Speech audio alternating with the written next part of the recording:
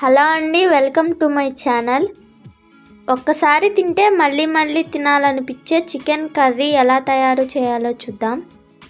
ముందుగా ఒక mixie jar తీసుకొని 1 ఇంచు చెక్క వేసుకోవాలి. ఒక 5 లవంగాల వరకు తీసుకోవాలి. ఇప్పుడు 1 టేబుల్ స్పూన్ మిరియాలు వేసుకోవాలి.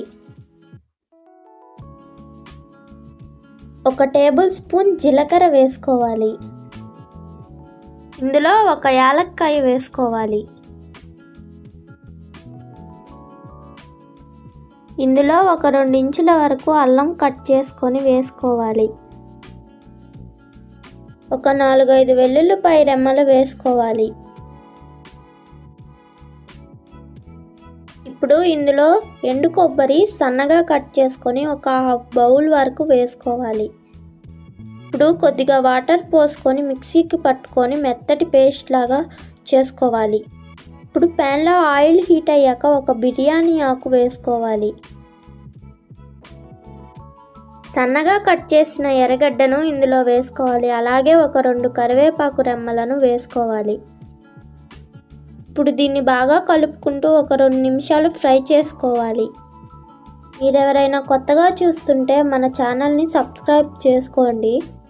నేను ఇక్కడ 3/4 కేజీ వరకు చికెన్ తీసుకొని బాగా వాష్ చేసుకొని ఇందులో వేసుకుంటున్నాను. ఇలా ఒకసారి ట్రై చేసి చూడండి. ఒక్కసారి తిన్నారంటే మళ్ళా తినాలనిపిస్తుంది. ఇప్పుడు దీన్ని నెమ్మదిగా కలుపుకుంటూ 1 టేబుల్ స్పూన్ వరకు సాల్ట్ వేసుకోవాలి. ఇలా ఒకసారి ట్రై చేసి చూడండి, చాలా బాగుంటుంది. ఇందులో ఒక హాఫ్ టేబుల్ స్పూన్ వరకు పసుపు వేసుకొని బాగా కలుపుకోవాలి.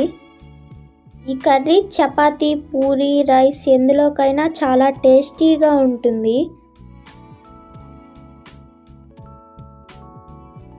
దీన్ని బాగా మిక్స్ చేసుకున్నాక ఒక మీడియం సైజ్ టమాటాని ఇందులో వేసుకోవాలి. ఇప్పుడు దీన్ని కదపకుండా మీడియం ఫ్లేమ్లో ఒక 5 నిమిషాలు మగ్గనివ్వాలి. ఒక 5 నిమిషాల తర్వాత మూత తీసి చూస్తే టమాటా మగ్గి ఉంటుంది. ఇప్పుడు బాగా మిక్స్ చేసుకోవాలి. ఒకసారి ఈ విధంగా ట్రై చేసి కామెంట్ చేయండి ఎలా వచ్చిందో. ఇప్పుడు మూత పెట్టుకొని హై ఫ్లేమ్లో ఒక 2 నిమిషాలు మగ్గనివ్వాలి. చూసారు కదా, ఈ విధంగా మగ్గాక నెమ్మదిగా బాగా మిక్స్ చేసుకోవాలి. ఇందులో రుచికి తగినంత కారం వేసుకోవాలి. ఇప్పుడు దీన్ని బాగా కలుపుకోవాలి.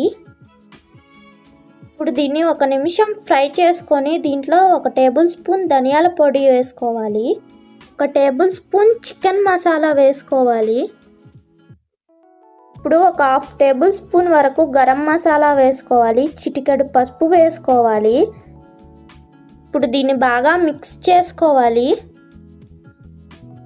ముందుగా మనం మిక్సీకి పట్టుకున్న పేస్ట్ని ఇందులో వేసుకోవాలి. ఎండు కొబ్బరి వేసుకోవడం వల్ల కర్రీ చాలా టేస్టీగా వస్తుంది.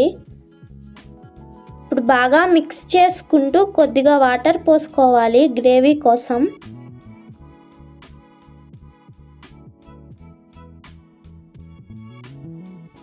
ఇప్పుడు రుచికి తగినంత ఉప్పు వేసుకొని బాగా మిక్స్ చేసుకోవాలి. మీరెవరైనా కొత్తగా చూస్తుంటే మన ఛానల్ని సబ్స్క్రైబ్ చేసుకోండి. ఇప్పుడు ఒక 2 నిమిషాల వరకు హై ఫ్లేమ్లో మగ్గనివ్వాలి. 2 నిమిషాల తర్వాత మూత తీసి చూస్తే ఈ విధంగా ఉంటుంది. ఇప్పుడు దీంట్లో కొత్తిమీర వేసుకోవాలి.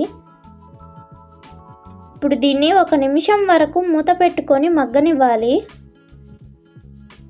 ఇప్పుడు మనం మూత తీసి చూస్తే చికెన్ గ్రేవీ చాలా బాగా ఉడికిపోయింది. చాలా టేస్టీగా ఉంటుంది. చూసారు కదా, చికెన్ గ్రేవీ ఎలా తయారయ్యిందో, చాలా టేస్టీగా ఉంటుంది. ఒకసారి మీరు కూడా ఇలా ట్రై చేసి చూడండి. ఈ వీడియో కనుక మీకు నచ్చినట్టయితే లైక్, షేర్ అండ్ సబ్స్క్రైబ్ చేసుకోండి.